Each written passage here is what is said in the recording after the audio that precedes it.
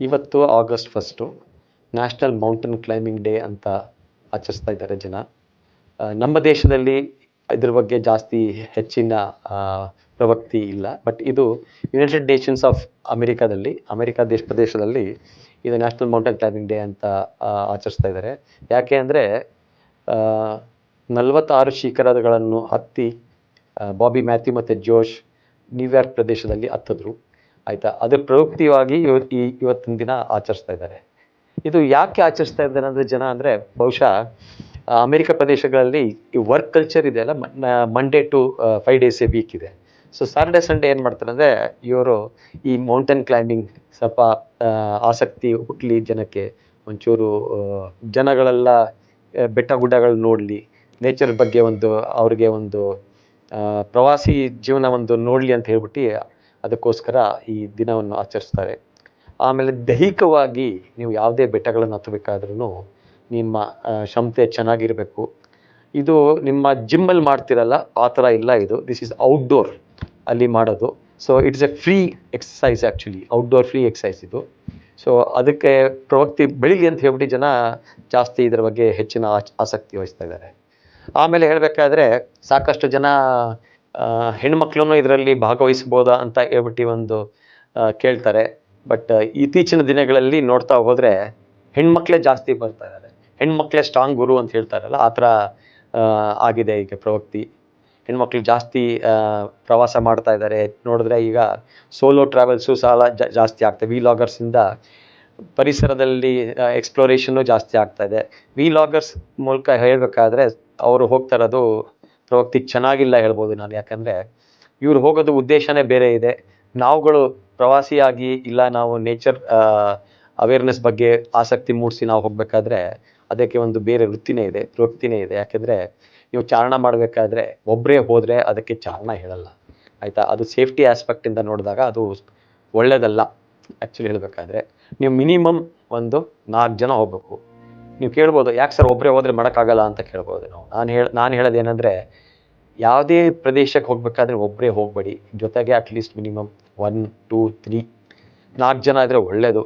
ಒಬ್ಬರೇ ನಿಮ್ಗೆ ಹೇಳ್ಬೋದು, ಸರ್ ನನ್ನ ಹತ್ರ ಫೈನಾನ್ಷಿಯಲ್ ಬ್ಯಾಕ್ಗ್ರೌಂಡ್ ಚೆನ್ನಾಗಿದೆ, ನಾನು ಹೋಗ್ತೀನಿ ಅಂದರೆ ನಿಮ್ಮ ಫೈನಾನ್ಷಿಯಲ್ ಬ್ಯಾಕ್ಗ್ರೌಂಡ್ ಚೆನ್ನಾಗಿರ್ಬೋದು, ಇಲ್ಲ ಅಂತಿಲ್ಲ. ಬಟ್ ಅದಕ್ಕೆ ಒಂದು ಸೇಫ್ಟಿ ನಾರ್ಮ್ಸ್ ಅಂತ ಇದೆ.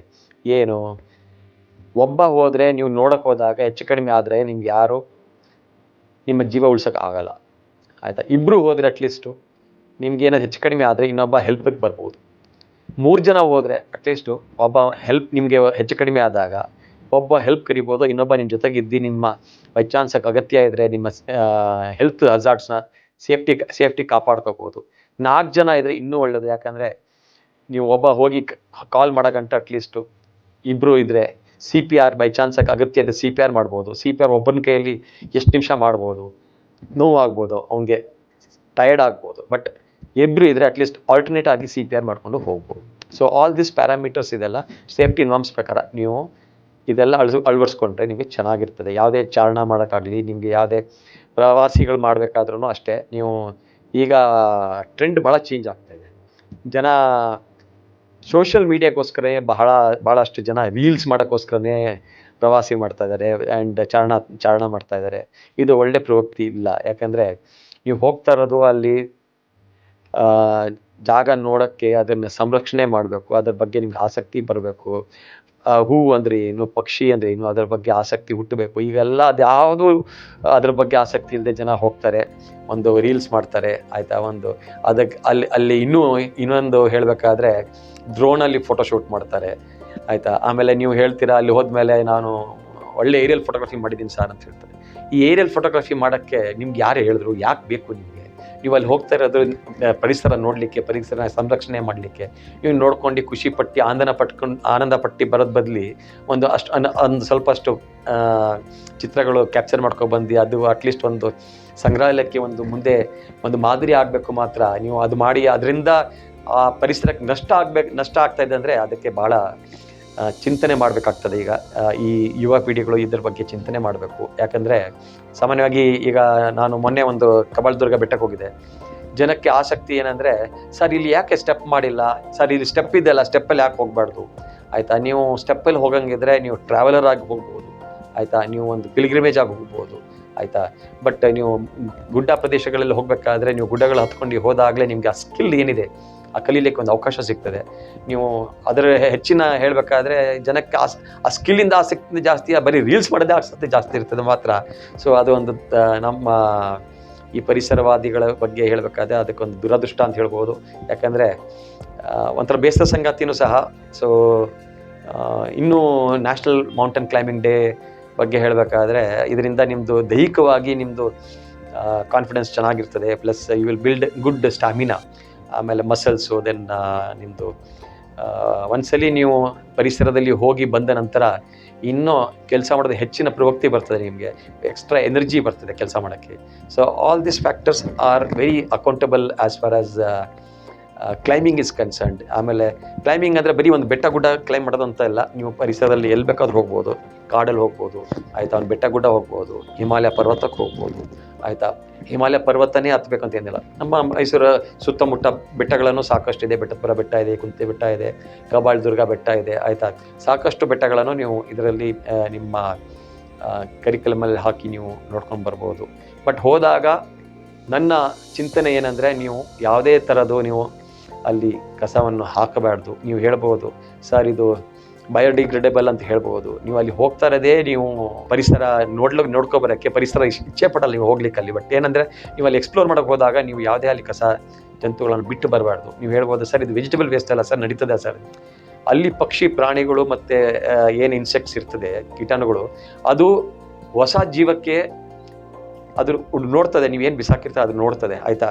ಅದಕ್ಕೆ ಒಂದು ಪ್ರವೃತ್ತಿಯ ದೃಷ್ಟಿಯಿಂದ ನೋಡಿದಾಗ ನೀವು ಅಲ್ಲಿ ವಸ್ತುಗೆ ಕಾಣಿಸಿದಾಗ ನೀವೇನು ಮಾಡ್ತೀರಾ, ಇದು ವಸ್ತಿದೆ ಅಂತ ಹೇಳ್ಬಿಟ್ಟು ಅದನ್ನು ಪ್ರಯೋಗ ಮಾಡೋಕ್ಕೆ ಟ್ರೈ ಮಾಡ್ತೀರಾ. So you should not give any chance for the trash to be left behind.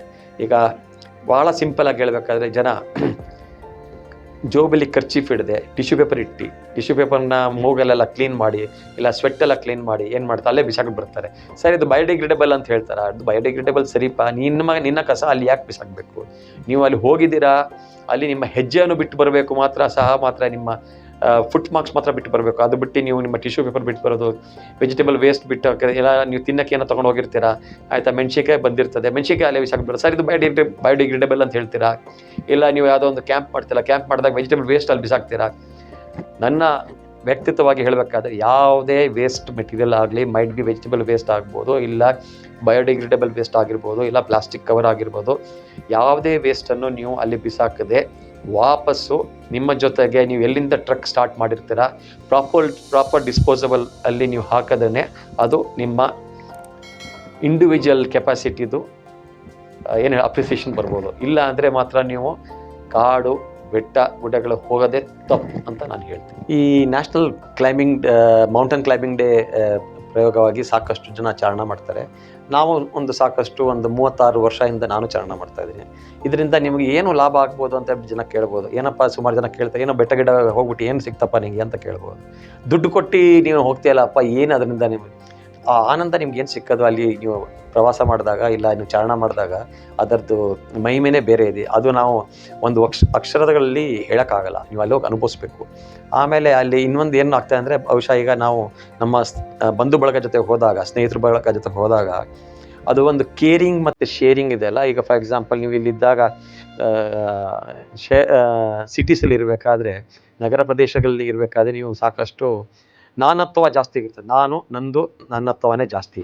ಅಲ್ಲಿ ಹೋದಾಗ ಅಟ್ಲೀಸ್ಟ್ ನೀವು ಒಂದು ಬಾಂಧವ್ಯ ಬೆಳೀತದೆ, ನಿಮ್ಮ ಒಂದು ಸ್ನೇಹಿತರ ಬಳಗ ಒಂದು ಬಾಂಧವ್ಯ ಜಾಸ್ತಿ ಬೆಳೀತದೆ. ಯಾಕಂದರೆ ಈಗ ನಿಮಗೆ ಅಲ್ಲಿ ಶೇರಿಂಗ್ ಆ್ಯಂಡ್ ಕೇರಿಂಗ್ ಬರ್ತದೆ.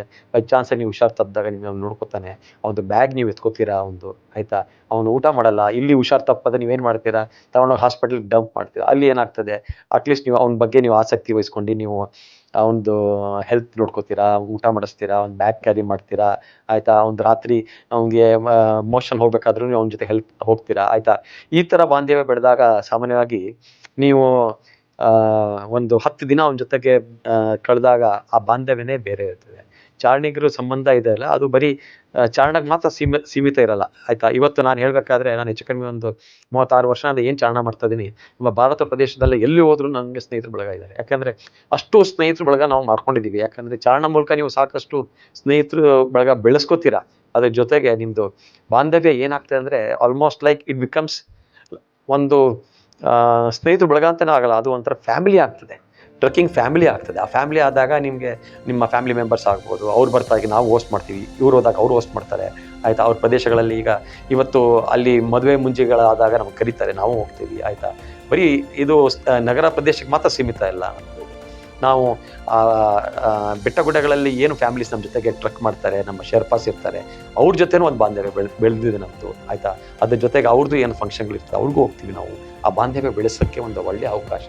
ಆಮೇಲೆ ನೀವು ಒಂದು ಏನು ಹೇಳ್ತೀರಾ, ನೀವು ಸರ್ ನಾನು ಹಿಮಾಲಯ ಹೋಗಿ ಬಂದರೆ ನನಗೆ ಒಂಥರ ಚೈತನ್ಯ ಎನ್ಲೈಟ್ಮೆಂಟ್ ಬಂತ ಅಂತ ಹೇಳ್ಬೋದು. ಆ ಎನ್ಲೈಟ್ಮೆಂಟಿಂದ ಜಾಸ್ತಿ ನಿಮಗೆ ಮಾನಸಿಕವಾಗಿ ನಿಮಗೆ ತೃಪ್ತಿ ಸಿಕ್ಕಿದೆಯಾ, ನಿಮ್ಗೆ ಶಾಂತಿ ಸಿಕ್ಕಿದೆಯಾ, ಅದೇ important life. So national climbing day ಪರವಾಗಿ ನಾನೆಲ್ಲ ನಮ್ಮ ಕ್ಲೈಂಬರ್ಸ್ಗೆ ಒಂದು ಅಭಿನಂದನೆ ಸಲ್ಲಿಸ್ತಾ ಇದ್ದೀನಿ. Thank you very much.